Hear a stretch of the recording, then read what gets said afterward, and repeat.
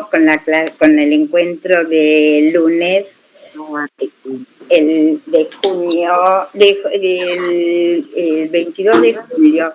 Interrumpo acá porque me equivoqué de hoja. Ahora vuelvo.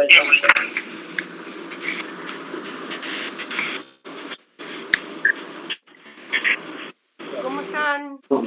Daniela, qué bueno que estás. Espera que tengo un tema que no puedo pasarlo a la computadora. Okay, ahora sí. Bueno.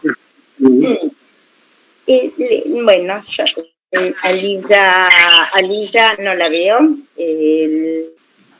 No. Bueno, chicas, les había anticipado que yo quería retomar interrogación de Alisa, ¿se acuerdan? ¿Por qué Rashi toma este midrash del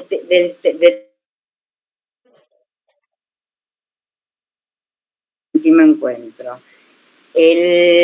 Cada pregunta de ustedes me es un disparador que me hace pensar en temas distintos. Entonces me quedé yo pensando en esto. Y a mí me parece muy interesante este disparador, porque nosotros estamos con el tema que es el por qué puede interesar Rashi después de 1000 años a nosotras, que tenemos el pensamiento de los tiempos que corren, ¿por qué puede interesarnos este Rashi que fue escrito, o dicho y ahora escrito, de hace casi 1000 años? Siguiendo como esto, con este hilo de conducción, la pregunta, la interrogación de Alisa es interesante. Yo, antes de entrar más en tema, quiero que quede bien diferenciado lo que es Torah, Tanaj, que es, la Torah es parte del Tanaj, pero Torah tiene un lugar diferente a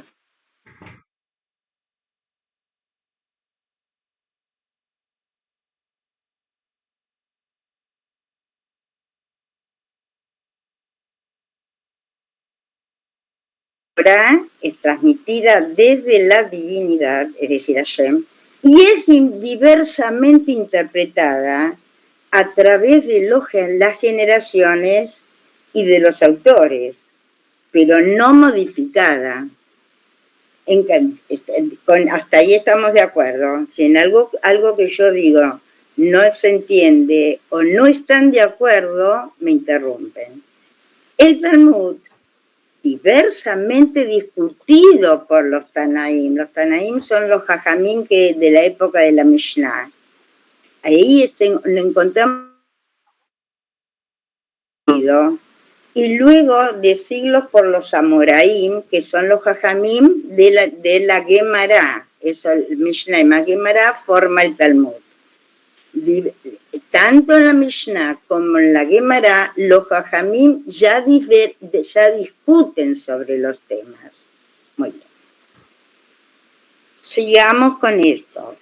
Posiblemente la primera interpretación, que fue una traducción sistemática de la Torá, sistemática me refiero que abarcó toda la Torá, de Bereshit hasta fin de Devarim. Probablemente la primera fue la traducción de Ónkelos. Ónkelos, que es un judío, en arameo, un judío, dicen que converso, romano, que vivió en el siglo I, en el primer siglo de la era común. Él tradujo toda la Torá en los Midrashim, que muchas veces son más antiguos que Ónkelos, aunque se escribieron posterior a Ónkelos, pero ellos no hicieron una interpretación o una traducción sistemática de toda la Torá. Creo que la primera que se conoce es la de Ónkelos. Muchas veces Rashi, 1000 años después, lo cita a Onkelos, él se basa mucho en Onkelos, y creo que con una interpretación ya en hebreo, en ibrit, y de Peirush, y no solo de traducción de la Torá, lo primero que creo que se conoce anterior a Rashi es Rav Seadia Gaon. Anterior a eso hay otras interpretaciones, pero lo que no hay todo un cuerpo de interpretaciones, lo que yo llamé una interpretación sistemática con una autoría que decir, esto lo dice Rashi. Drash no es un autor, a veces puede ser Rabina, lo vamos a encontrar que a veces pueden ser diferentes. ¿Se entiende? Sí. Y Rashi recién, él nace en el año 1040, alrededor del año 1060 es la gran producción de Rashi. Chicas, hice este comprimido recorrido justamente a qué me refiero cuando digo que Torá no es, el Rashi no es Torá. No es para desacreditar, que no se me entienda mal, no es para desacreditar para nada Rashi, sino para acreditar, digamos, porque tiene un lugar distinto la Torá. Bueno.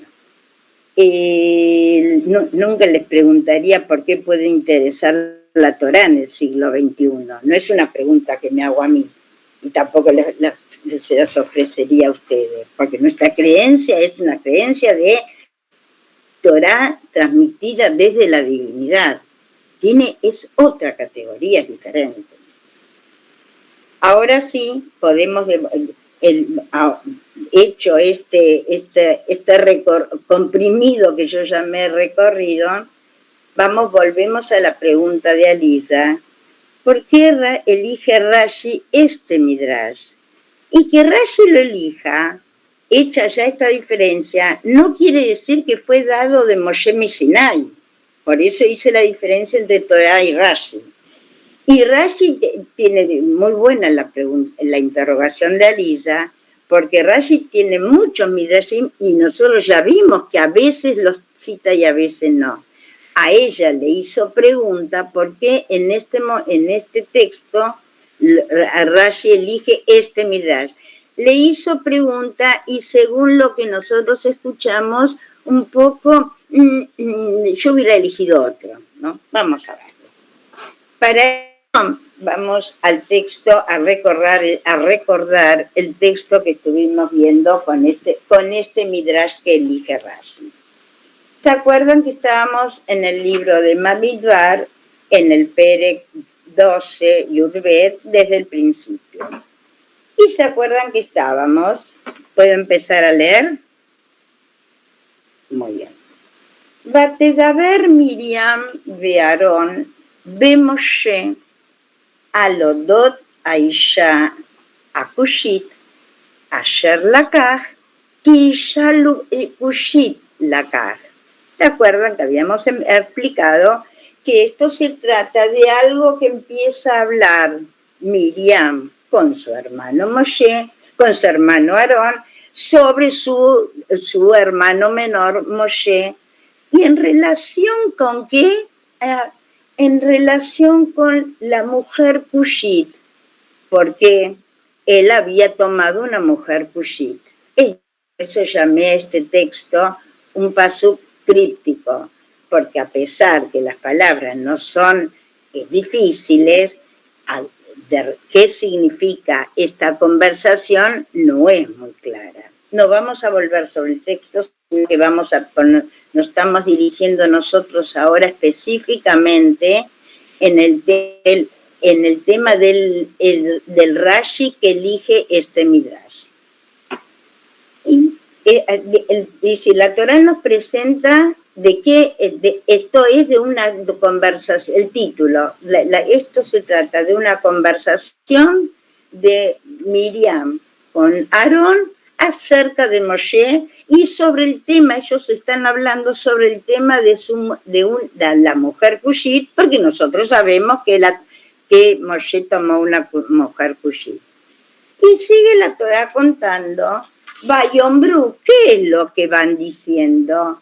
Arrat Achbe Moshe diber Hashem, alo gambano diber, Vaishma Hashem.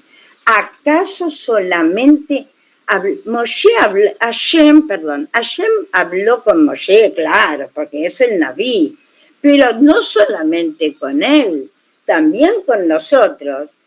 Por las palabras que habla la Torá, da cuenta el texto que se trata de profecía, no se trata de que se encontraron Hasbe Jalila con Hashem en el café, sino que Hashem habló con Moshe, claro, pero también habló con nosotros. Lo que están diciendo de esta forma, el tema de que recibimos profecía nosotros, igual que profecía, y también Moshe, claro, pero también nosotros. Es decir, el tema, aunque no está bien explícito de Nebuá, da cuenta por el texto, da cuenta que se trata de profecía de Nebuá. Muy bien. Ahora tenemos que ir al Rashi, porque en Rashi vamos a encontrar el Midrash que le hizo pregunta a Lisa. Entonces, ahí pues yo le escribí, nosotros vamos a tomar el Rashi de el Pasuk Aleph, Vatedaber, Miriam, Bearón, pero le puse en la página 192 para que sepamos de agarrarlo en la mitad del Peirush, en la mitad de la interpretación. ¿La tienen todas? Ok. Pregunta Rashi. En realidad pregunta el Midrash, cita Rashi, porque ya acá esta pregunta es del Midrash Sifri. ¿Se acuerdan? Habíamos hablado sobre la diferencia entre Midrash Alajá y Midrash Agadá. Y dice, Uminaina itayam shepeiresh Moshe min.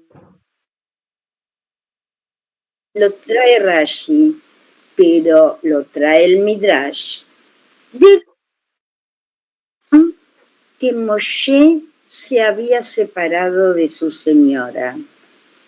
Rashi aborda este tema como si la Torá nos hubiese dicho.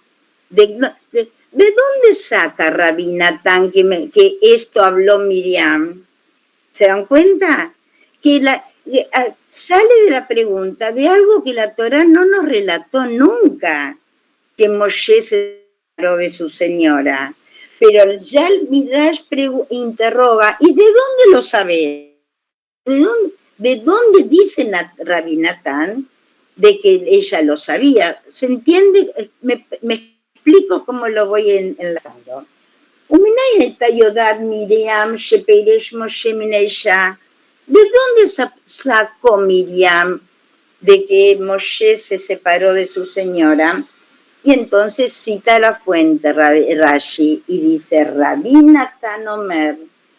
Y entonces nos pone en escena Rabbi Natán el episodio que pasó relatado inmediatamente anterior a este tema en el Perek 11, nosotros estamos en el principio del Perek 12, inmediatamente anterior, nosotros lo vimos en el encuentro pasado.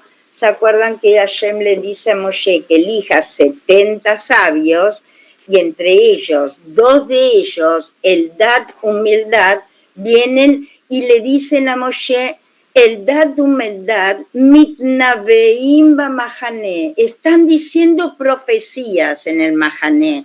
Ahí, bueno, no sé si recuerdan, que Moshe dice, ojalá toda Israel fuese Neviim, mitem bekolam Hashem.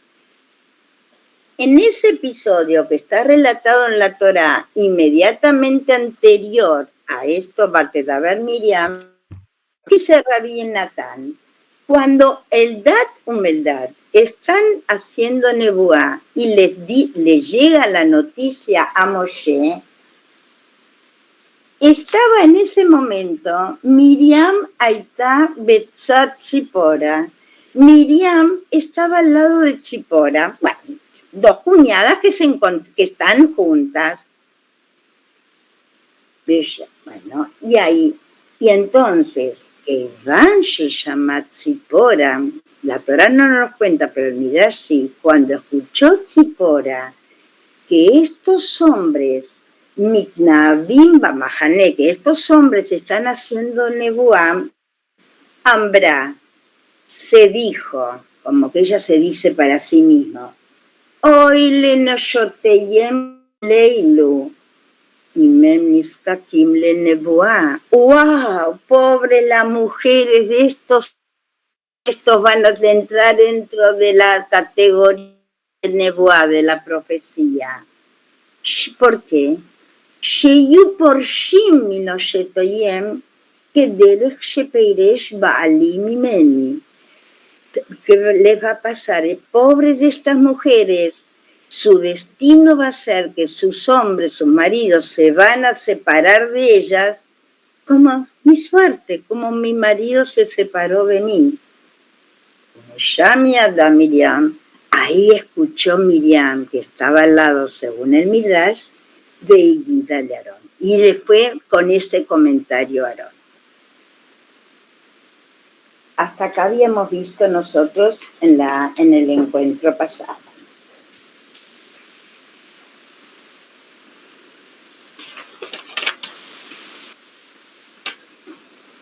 Bueno.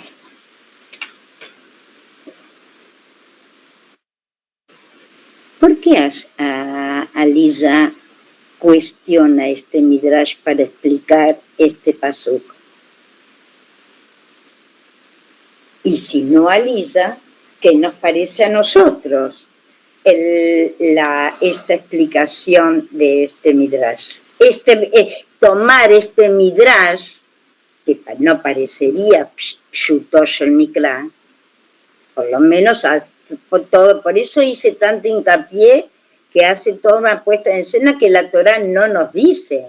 En la Torá lo único que tenemos es un acontecimiento, inmediatamente después el otro. Eso es lo único, lo que diríamos la asociación por continuidad. Lo que en el método de Jajamim se llama semihud, asociación por continuidad. ¿Qué se les parece a ustedes? ¿Les gusta? ¿Les parece bárbaro? ¿No les gusta? ¿Lo explicarían distinto?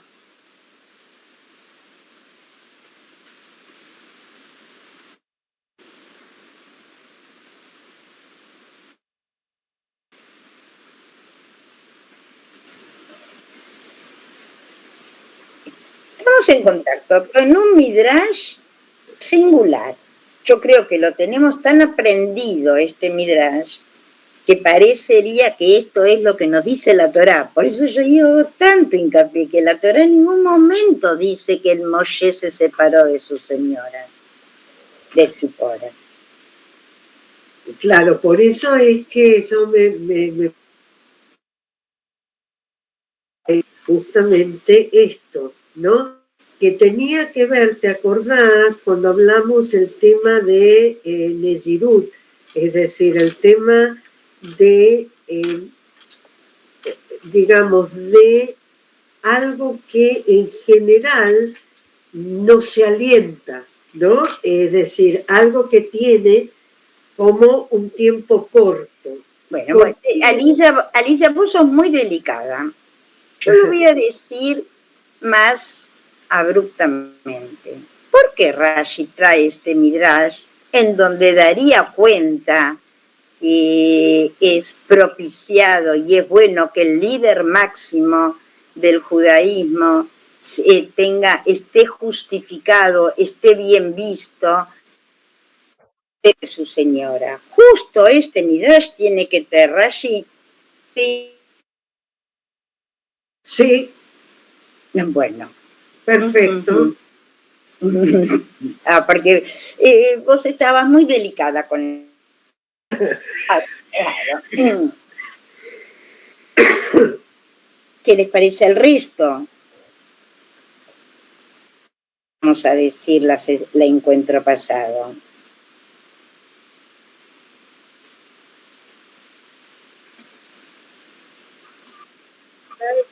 Tiene algo que ver con hablamos algo de que Ay, no se te escucha bien, no te sí, escucho a ver, bien. ahora sí. Ahora mejor, sí. Así estaba lejos. Tiene que ver algo que sea con lo que dice de Isha Kushit, que era, después Rashi agrega, Linda, que era de Kush, que era la hija de Yitro, y que no, como que tiene que ver con algo que el texto de la Torah repite, Odota Isha Kushit, Yot Pam Kisha Kushit Akaj. Y no dice nada de esto. Entonces, después, bueno, el Midrash de Rashi que elige, por ahí tiene que ver con algo de eso, no sé, digo. Y a ver si te entendí bien. Te voy a decir, Cintia, Rashi toma este Midrash que tiene que ver con la vida conyugal de Moshe, aunque la Torá nada dice de esto, pero por ahí está insinuando en eso cuando dice acerca de la mujer Cushit, y recuerden ustedes que Moshe tomó la mujer Cushit. Esta reiteración, si te entendí bien, esta reiteración de cerca de la mujer puede dar cuenta que el texto se está refiriendo, aunque no sea explícitamente, sobre algo sobre la vida conyugal de Moshe. Claro, claro, como un remo. Sí. Bueno, es decir, interesante, independientemente, sería una linda interpretación, la explicación por qué Rashi elige este Midrash, pero quedaría todavía picando esto que no es un Midrash en donde nos guste tomar ejemplo de como insinuaba Lisa, del liderazgo de Moshe, que hay algo que se puede cuestionar sobre su vida conyugal. ¿Se acuerdan que además habíamos dicho el Midrash que trajo Clara, que la texto? A mí me gusta buscar el texto, pero ¿se acuerdan que Clara había traído el Midrash? ¿Contar, Clara? Dale. El Midrash se contaba, uno se dio cuenta de que Moisés se separó de la esposa, porque, Miriam estaba hablando de que su hermano se había separado de la esposa porque ya no le encontraban joyas, ya no la veían como que tan bella, ya no veían nada que había como relacionarse con ellos. Cuando me dijiste que lo buscara de dónde lo había, cuando me dijiste que lo buscara de dónde lo había sacado, estuve buscando más, porque estoy leyendo también el Meam Loes.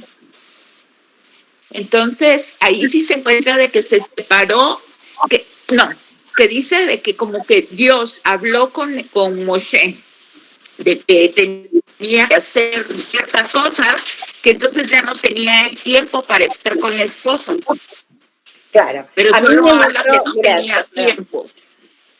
A mí me gustó este Midrash que trajo Clara, aunque no lo encontré, digamos, en la fuente, porque da cuenta, casi habíamos dicho que casi podríamos hablar de un Midrash feminista, porque da cuenta de qué le pasa a la mujer, qué emociones puede mirar. El Midrash mira, porque acá no es Miriam, el Midrash mira qué le pasa a una mujer en su vida emocional y hasta en su vida sexual. Eso lo pesca el Midrash y lo vierte, no tiene problemas en vertirlo. ¿Alguien más quiere decir algo? Sí. Dale, Cintia. No, te muteaste. No, porque Esther quiere decir algo. Ah, ok. Dale, Esther. Sí, es como de lo que están diciendo, diferenciar la belleza física de otras virtudes de la mujer. Creo que Claro. Ay, que no es poca cosa para los tiempos del Midrash. exacto. Hoy diríamos, vuelvo a decir, hoy diríamos es feminista, pero el Midrash no necesita de eso. Necesita de alguna moda. Ahí Sí. estamos como entendiendo un poco, justificando un poco el Midrash que trae Rashi. Sí, Cintia. Otra cuestión que podría ser también es que Rashi siempre quiere dar un mensaje jinují, o sea, educativo. Y acá lo que vemos educativo es que habla de la Yonará y que dice, al final dice que quiere demostrar que Miriam no itkavna legnuto shel Moshe, sino que quería, lo hacía por el bien de Moshe, para que vuelva, digamos, a estar con vuelva a ser feliz, como que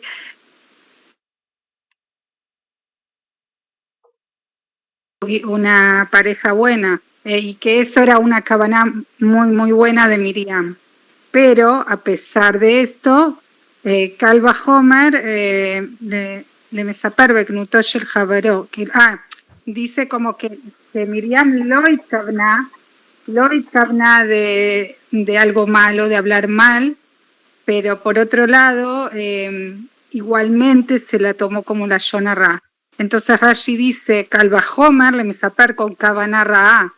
Si así fue. Y bueno, todo esto es un mensaje educativo de Rashi, que es lo que me afían, lo que, ¿cómo se dice? Caracteriza. Lo que caracteriza a Rashi en muchas ocasiones, y podría llegar a ser un moto de él también. Lo principal es también en llevar un mensaje educativo. Dice Cintia, puede ser, independientemente, o mejor dicho, cuando Rashi dice Anibati lefaresh shutosh el mikra, traer el sentido simple de la Torá, no necesariamente, dice Cintia, puede referirse Rashi a un sentido real o a un sentido de efecto. Para Rashi, a muchas veces el sentido simple, que no es literal, el sentido simple es el mensaje que la Torá viene a transmitir. Y entonces, como yo corté el Midrash por la mitad, la explicación de Rashi por la mitad, pero Cintia chusmeó el resto del Rashi, y ahí Rashi dice cuánto para bien viene a hablar Miriam de su hermano. Y viene a hablar, ella agrega lo que Rashi no agregó, que dice, esto es la concepción de torática en boca de Miriam, la concepción torática que la vida conyugal es algo bueno para los dos cónyuges. Pero de todas maneras, bueno, después, Ishtalshelut Advarim, como se desarrolla después en la Torá, vemos que aparece algo diferente, porque el lugar de Moshe no es popularísimo, pero no en eso entramos ahora. A ver, sí, Daniela. No, que igualmente a Miriam se la castiga, y muy fuerte, entonces, y yo estoy me estoy contradiciendo un montón, y encima yo tengo acá el Tanaj de Katz, que dice que la Isha Kushit es Tzipora, que la apodaron Kushit en forma alusiva a sus buenas cualidades, y que Moshe se había separado de ella para estar puro a fin de recibir la profecía. Algo no lo entendés. ¿En qué te sentís que te contradecís, Daniela? Porque por un lado estamos hablando Tzipora, hija de Itro, y esta mujer Kushit, o sea, convivían todos, estaban Son dos mujeres distintas, es una. Lo que yo entiendo de lo que vos acabas de decir, que la hija de Yitro es llamada en este contexto Isha Kushit, la negrita.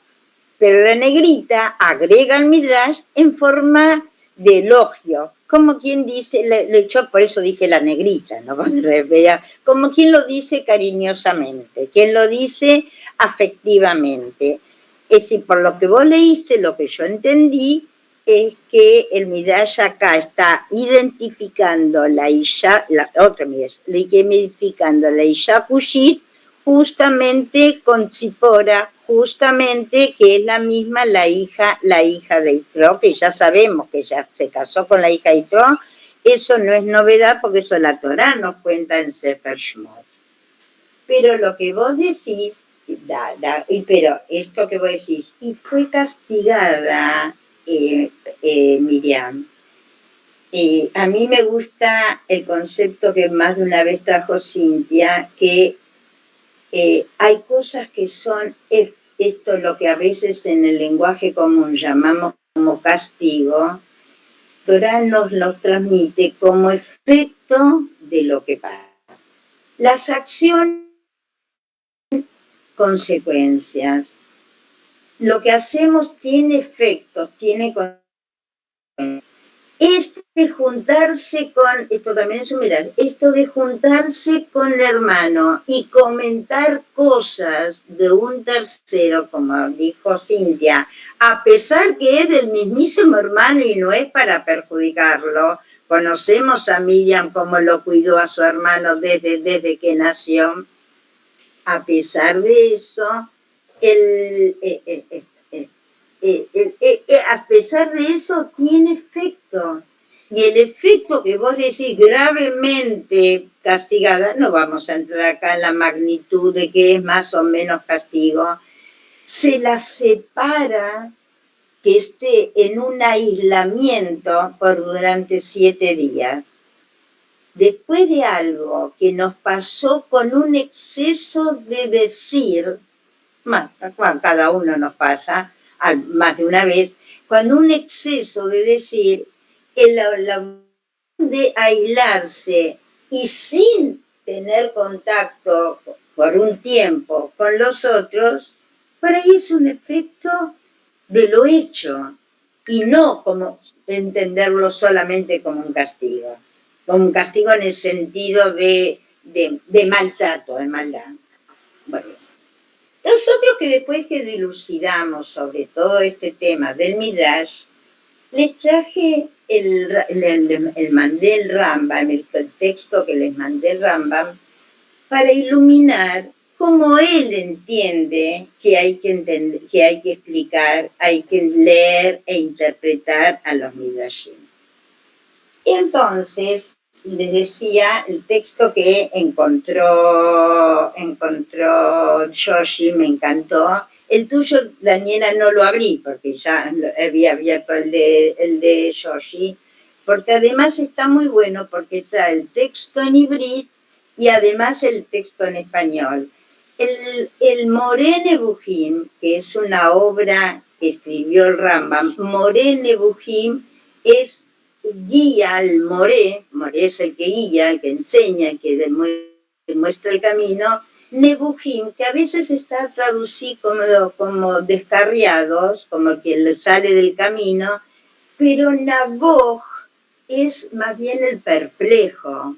Naboj es como que no está claro lo que le pasa. A mí me gusta más esa traducción, Moré Nebuchim, como la guía, la luz de la enseñanza de los que están perplejos, de los que estamos perplejos, porque alguna vez, en algunos puntos, cada uno le toca.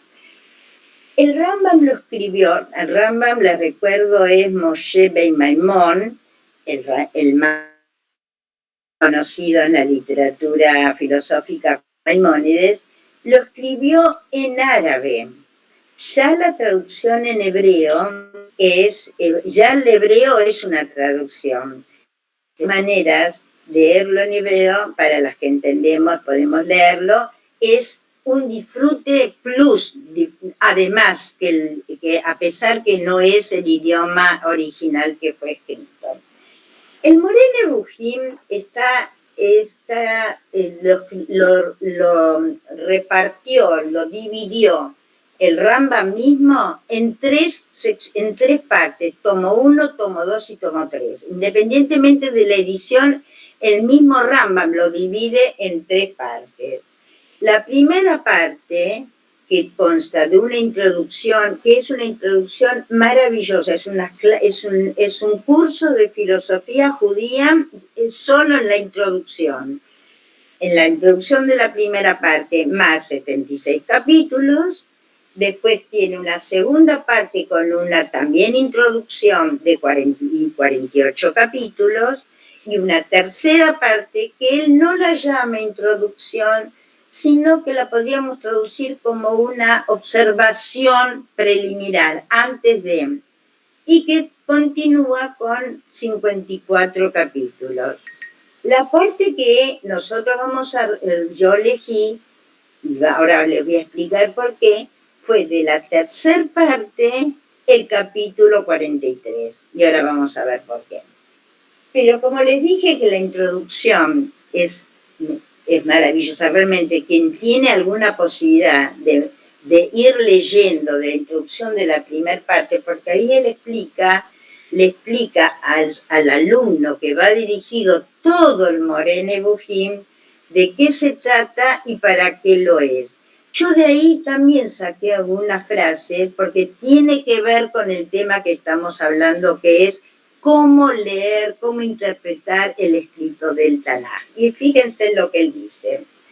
Este tratado, el tratado del Moreh Nevuchim, tiene también otro fin, porque esto ya es en la página 10, porque en las otras páginas ya estuvo explicando para qué otra razón él le presenta a este alumno todas estas aclaraciones, todas estas explicaciones. Y dice, ¿cuál es el otro fin?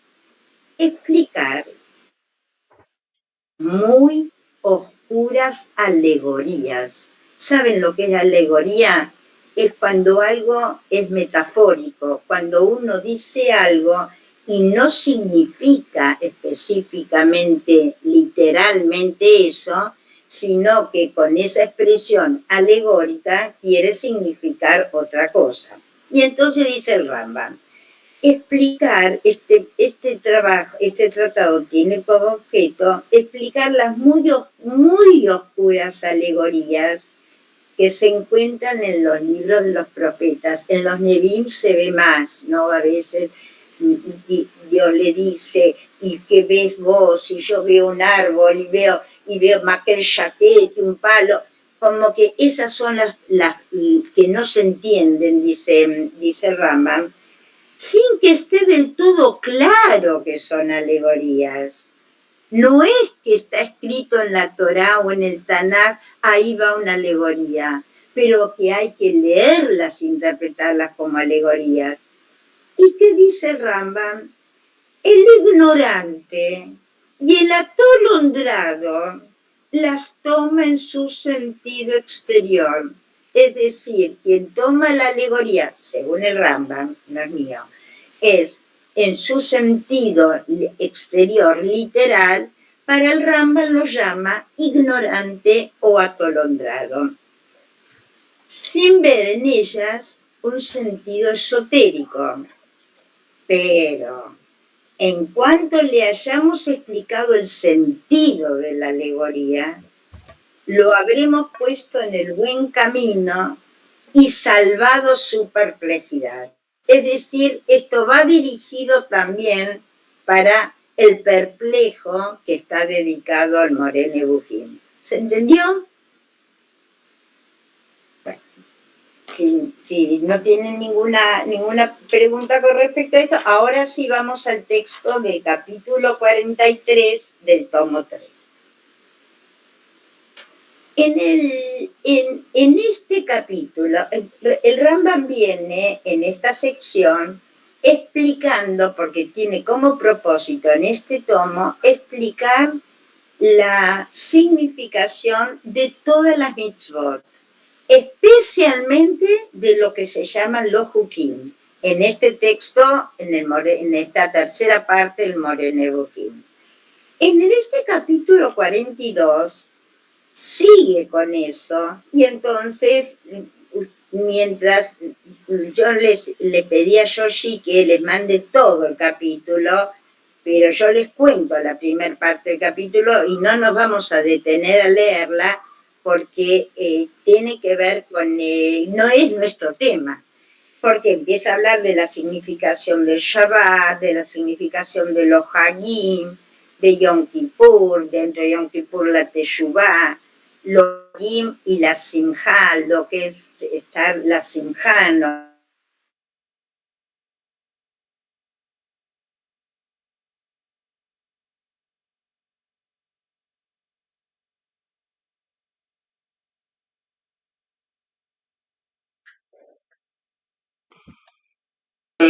Y dentro de Sukkot habla de Arbata Minim, las 4 especies.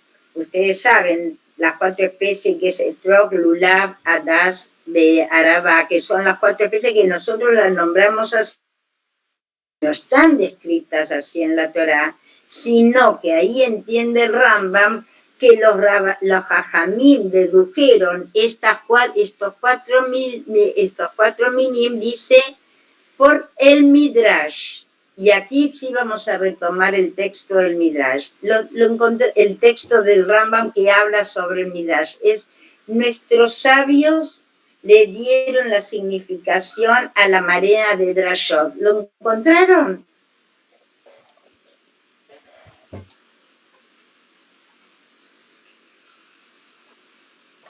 Casi al final. Yo tengo una dificultad porque no puedo abrir el PDF en el celular. Así que bueno, después lo busco, porque lo busqué. Entonces sigo yo con mi modo de leer, que es así. Sí, lo busqué, claro, pero no lo encontré. Exactamente. Nuestros sabios dieron la significación a la manera de la Drashot. Y dice, fíjense, me encanta cómo lo explica él. La Drashot, cuyo método es conocido por quien entiende las palabras de los Jajamim. Es decir, la Drashá es un método, eso ya sabemos, que lo explica Rama. El Midrash es un método por quien es conocido para los que entienden el idioma de los Jajamim. Y Rambam dice, son alegorías de Drashot. No quiere decir el significado. Y entonces explica, se toma el tiempo el Rambam y dice, en las Drashot, en relación con las Drashot, se dividen las personas en 2 grupos. Un grupo que imaginan, que creen, que lo dijeron para explicar el significado del versículo, eso es un grupo. Y el otro, entonces, eso que viene a decir que los Jajamim explican esto tal cual es, y el otro grupo lo ridiculizan, es decir, también lo entienden literal, pero en lugar de creerlo ingenuamente, lo burlan, lo ridiculizan, porque es evidente que no es el significado del versículo. Si es evidente que no es el significado del versículo, y yo lo creo tal cual, esta gente lo cree tal cual, cae en la ridiculización. El grupo, el primero, combate y se obstina para demostrar la verdad de la Drashot, según su opinión, y defenderle. Creen que en ellas está el verdadero significado del texto y las consideran al mismo nivel que las leyes de las masoréticas. Es decir, queda bien claro, describe bien claro el Rambam, un grupo y otro grupo de cómo pueden tener acceso a la Midrash. Pero sigue el Rambam diciendo, ninguno de los 2 grupos Este estilo era común en la antigüedad. Todos los adoptaban. Es una manera de escribir de esa época, según el Rambam. Del mismo modo que los poetas adoptan un estilo de locuciones poéticas. En poesía está lleno de locuciones poéticas. Cuando uno dice un águila guerrera en el canto de Aurora, ya que ayer acá fue el Día de la Bandera, nadie piensa en un águila que está con una espada. Esto es lo que dice, esto es lo que... Es como, de mismo, los poetas adoptan un estilo de locuciones poéticas. Trae el Rambam un ejemplo de la Torá, que lo vamos a saltear porque nos desviaríamos del tema, y dice, pero y retoma, no creo que ninguna persona con un intelecto sano pueda admitir esto, es decir, que sea literal. El autor empleó el texto como una bella frase poética. No está mal, pero como una bella frase poética para impartir una excelente lección moral. Baruch Shekivat le Dibreja Jamim, Cintia. Cintia nos explicó de que la explicación de Rashi viene a dar una enseñanza. Es lo que dice acá el Rambam.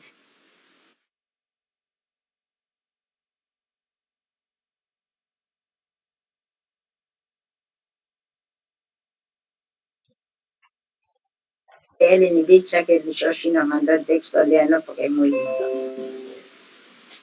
¿Se entienden? Aquí corto lo que el capítulo sigue, pero sigue con las significaciones de las leyes de Arbat Aminim, que no es nuestro tema. Ahora podemos volver a nuestro Midrash de Rabbi Natán. ¿Por qué de esta explicación que nos dio el Rambam, que es una manera alegórica, metafórica de decirlo, en una poética, qué es lo que aporta, qué es lo que podemos agregar a lo que ya dijimos del Midrash de Rabbi Natán, cuando dice esto de que estuvo Miriam al lado de Tzipora cuando se aconteció esta sensación de malestar o de desesperanza de la mujer de Moshe. Aquí a propósito, con una cabana yo digo la mujer de Moshe y no digo Tzipora, porque acá se trata de la mujer de Moshe. ¿Se les ocurre algo, agregar algo a lo que ya estuvimos viendo, a la explicación de cómo el Ram entiende que tenemos que entender la Midrash, la Rashot?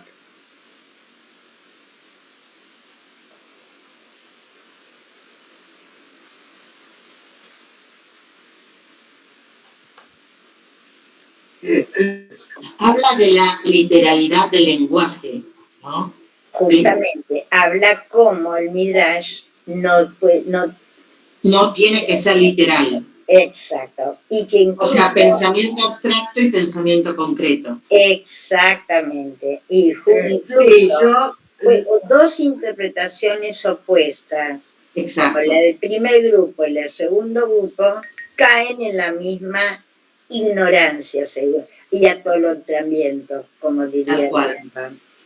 Alisa, sí. ¿querías decir algo? Sí, quería decir que, a ver, que para Rambam haya una lógica, ¿cierto?, respecto al texto, ¿no? Y por eso esas cosas, ¿no?, de las dos puntas. Y desde este lado es que, digo, uno puede, ¿no?, aceptar como de alguna manera alegórico lo que se dice de Miriam respecto de la mujer de Moshe, ¿no?, de hoy hoy estos que Menabim, ¿no? Estos que profetizan, que dejan a sus mujeres. Y por el otro lado, estaba pensando, ¿no? Porque me sigue dando vueltas, ¿no? El tema de como de cierta castidad, no sé cómo llamarlo, ¿no? No es esa la palabra, pero cierta cosa que tiene que estar separado, ¿no? De esto concreto para poder llegar a la profecía. Y en realidad no se condice demasiado con Moshe. Probablemente con todo lo que Rambam dice acerca de la profecía que aparece en sueños y demás y que nunca se da concretamente, en el caso de Moshe no. Y eso es lo que a mí, digo, me sigue haciendo un poco de ruido, ¿no? Porque lo entiendo desde la mirada de Miriam.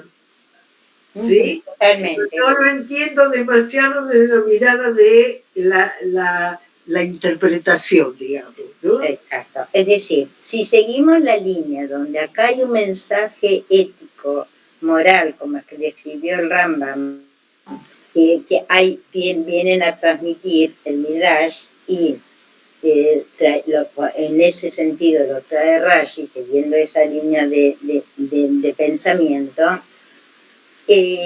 Mira, mientras vos estás diciendo, me fundamenta lo que quiero, lo que se me ocurre, el pasú que sigue en la Torá, cuando la Torá dice, Ve'aish Moshe anav meot mikol adam asher al pnei adamam.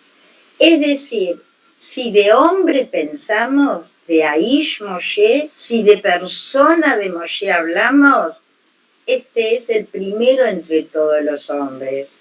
El primero entre todos los hombres, Anav Meot, este es uno más entre todos, ni se destacaría, Anav Meot, mi cola dama Sheral Pnei Adama. El tema es que nos cuesta, creo, de acuerdo a lo que vos estás diciendo, Alisa, es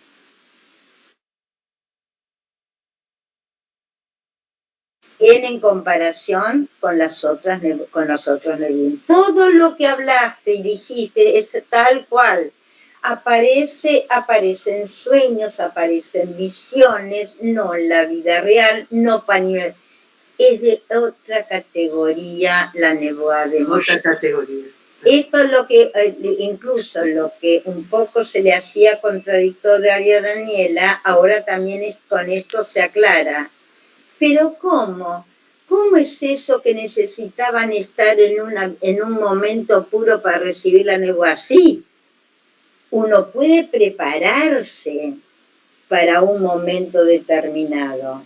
Cuando es cotidiano, con lo de Moshe, es imposible. Eso es lo que la Torá, y después la Torá lo explica, lo dice, nosotros no nos detuvimos en eso.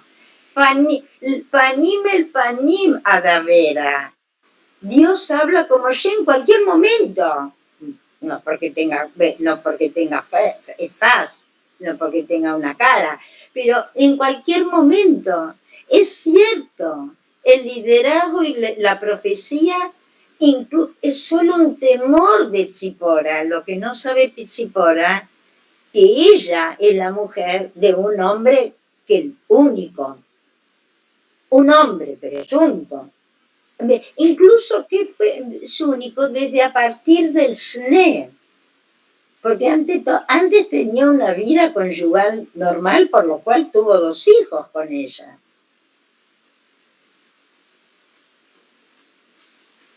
Me pareció muy interesante todo el análisis que se derivó, Alisa, a partir de tu interrogación, y yo lo que deduzco de todo esto, lo rico que es interrogar al texto. Bueno, casi te diría muchas gracias, Alisa. Tal cual, el texto. A vos, a todas, chicas. Igual a mí. Sí, Daniela. A mí igual me sigue dando, o sea, entendí todo, fui de a poco con ustedes, pero ¿y el final por qué la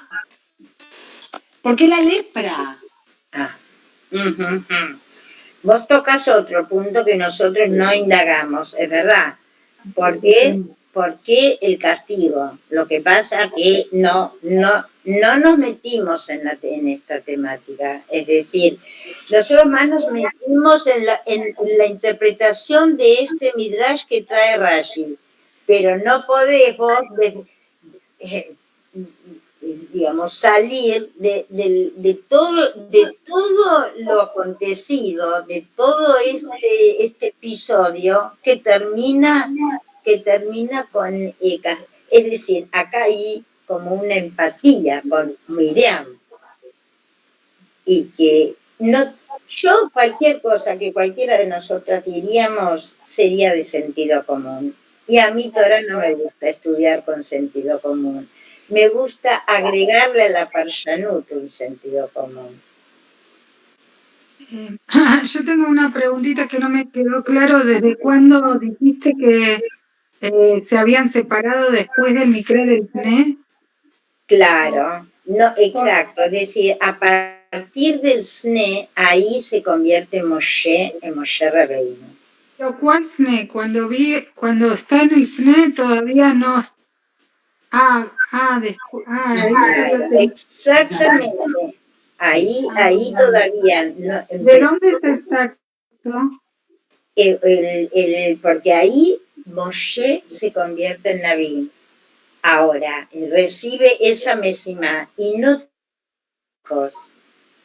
¿De dónde sabes eso? ¿De un Perush de Rashi?